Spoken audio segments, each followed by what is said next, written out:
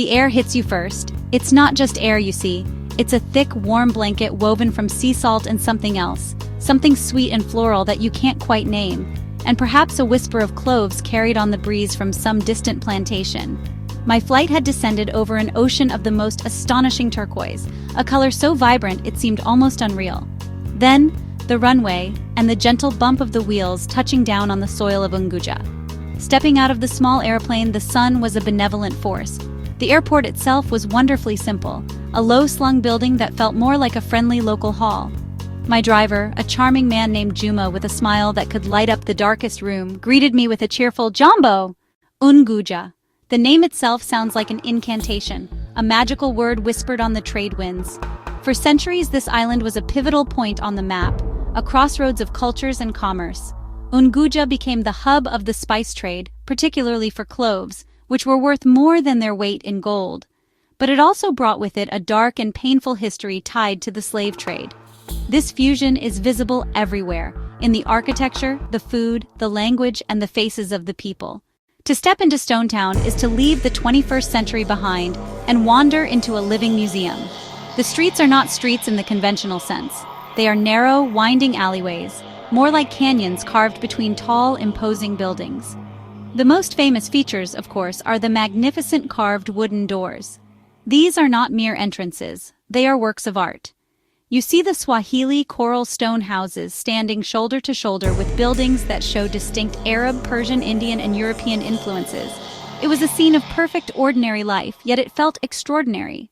Standing in the dark, cramped cellars where countless souls were held in unimaginable conditions was a profoundly moving experience.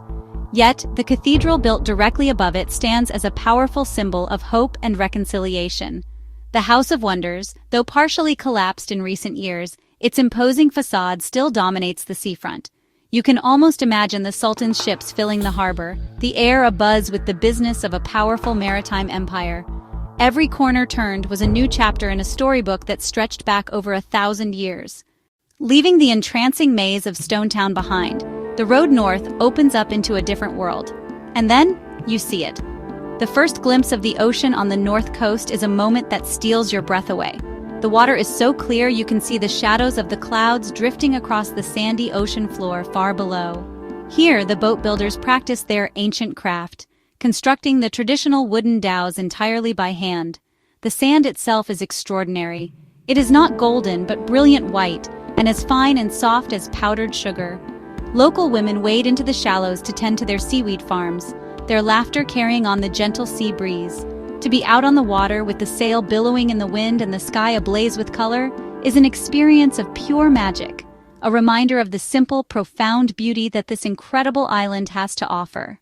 Tucked away in the island's lush green interior, these plantations are a wonderfully chaotic and fragrant jungle.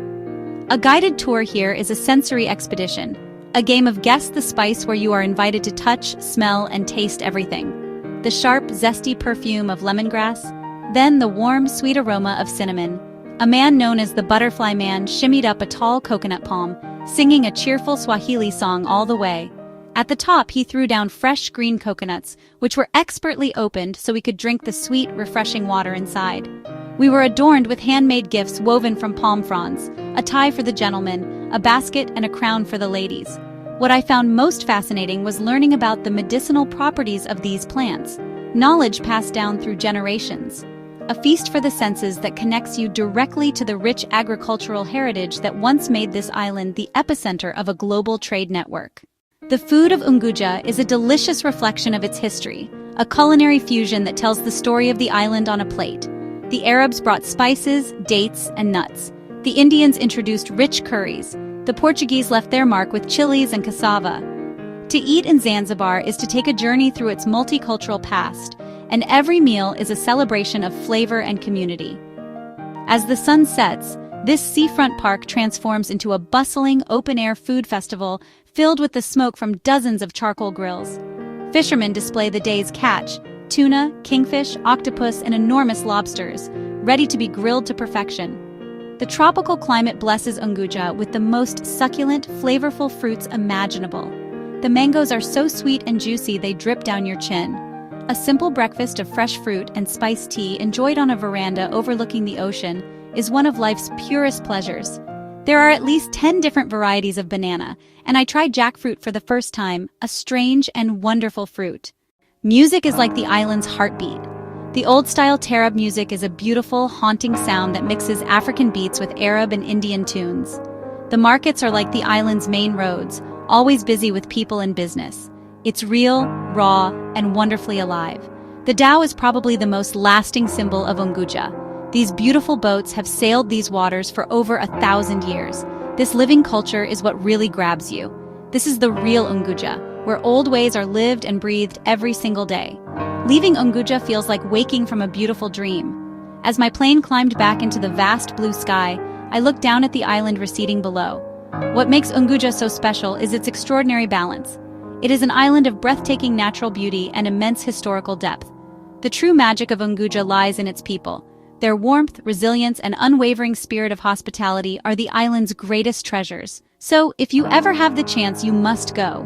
Go to get lost in the alleyways of Stonetown, taste the spices, and sail on a dhow at sunset. Unguja is more than just a holiday destination. It is an experience that will enrich your senses, touch your heart, and change the way you see the world. It is, quite simply, a paradise found.